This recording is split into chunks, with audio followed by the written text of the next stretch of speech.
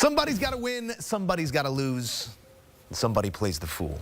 We won't go too far into it, but we do need to talk winners and losers here out of Week 15. Mac, your biggest winner. Who's got you feeling the best coming out of Sunday? The Denver Broncos. The reason why they're my biggest winner, this was a very highly anticipated and highly important ball game for the Denver Broncos, playing against another playoff caliber team in the Indianapolis Colts. They came in today's matchup in the 7th spot, right? The team above them, their divisional foe in the Los Angeles Chargers. This was a game, they were battle tested, fighting from behind. Their rookie quarterback had rookie-like moments in today's matchup, 3 costly interceptions. But guess what? They were battle tested. They found a way to win this ball game. So not only was winning the ball game important because they kept their playoff hopes alive, but they actually improved in terms of the seeding.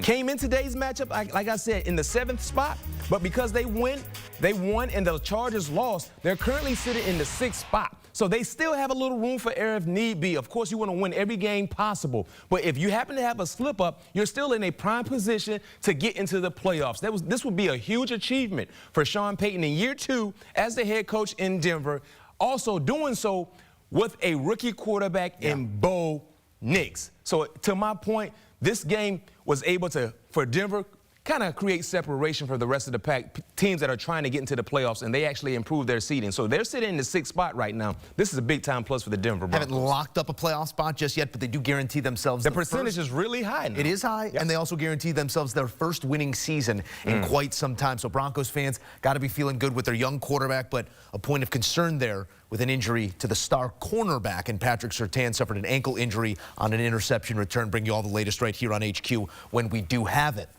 Hopefully not a loss there, but losses elsewhere. Your biggest loser on Sunday, man. My biggest loser is the team the Denver Broncos beat to become just a head-to-head my biggest winner. And the reason why is the Colts, right? The reason why the Colts, they were on the cusp of finding a way to beat the Denver Broncos, which created, minimized that gap, that separation that I was talking about. And this play right here. At this point, the score is 13-7. You had an opportunity to go up 20-7.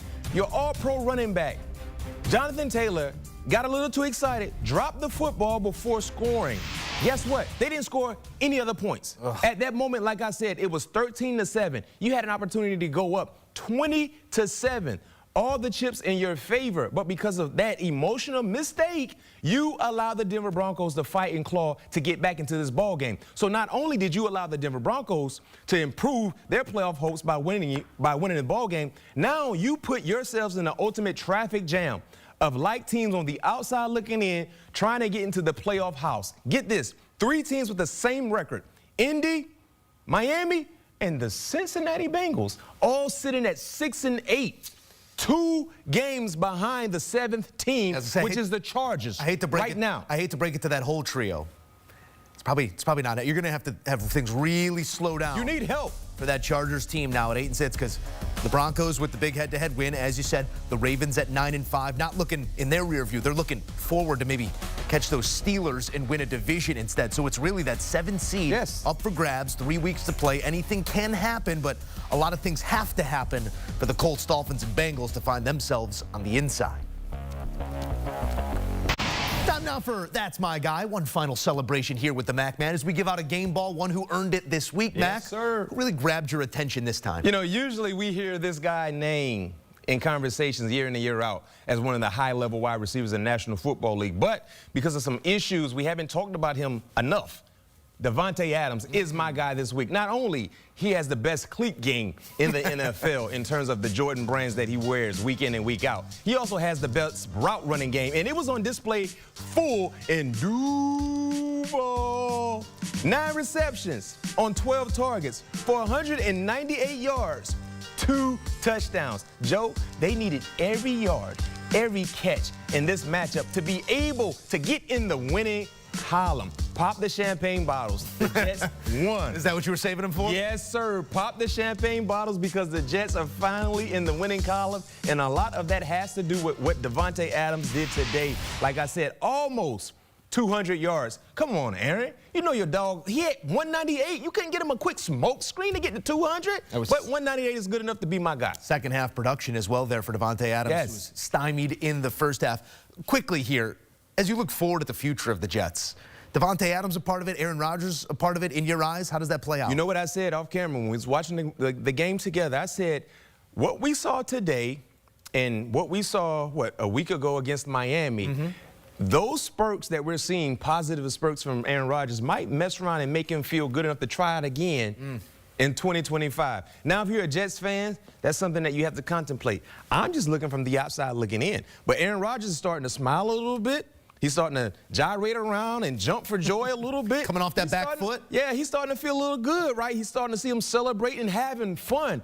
And usually when you have fun, it kind of makes you want to have more of that. So maybe Aaron Rodgers might try to run it back again with the New York Jets. I'm just speculating. We have to wait and see. But I can tell you this much. I haven't seen Aaron Rodgers smile as much as he did today against Jacksonville the entire season. You know what's fun? What's up? $40+ million guaranteed. That's the Jets owe he him gets for next. 2025? He's got big money still on that contract. So someone's going to have to sit down if he's not going to be the quarterback of the New York Jets. Time will tell. Not a playoff team. My guy comes from what I believe after this week is certainly a playoff team. I know you got plans for second week in February, right? After the Super Bowl, you got a nice little... Not yet. I thought you had Tulum set up, something, Cancun. Well, I want to take you... Where are you taking me? To Casa Bonitto. Oh. Nick Bonitto is having himself a season. That's my guy here in Week 15. You want to know why he's my guy? Tell us. Because more than running backs, more than DBs, more than some of these wide receivers, he knows what to do with the ball when it's in his hands. He takes it to the house, and he makes sure he gets it across that goal line. Now, the way he crosses the goal line... Shots out to Marshawn Lynch. The FedEx is going to be in the mail. That's a fine these days in today's NFL. But Bonitto's been spectacular. He's second in the league in sacks.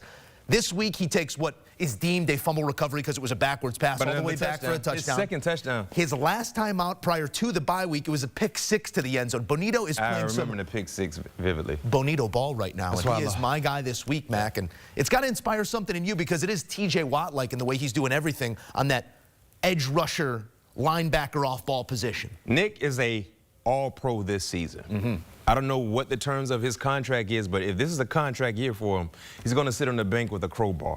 He's going to break it. Shouts out to Nick, doing a great job. Their entire defense has been outstanding as well. Very, very opportunistic group with the best corner in the game in Pat Surtain Jr. Likely a T.J. Watt Award, Defensive Player of the Year. Casa Bonitto. Yeah. Probably getting some votes. No question. Those are our guys for this week, Week 15. Doesn't matter the week. You're in the right place. CBS Sports HQ got you covered 24/7, 365. News, highlights, scores, and more. Covering this league you love each and every day on HQ.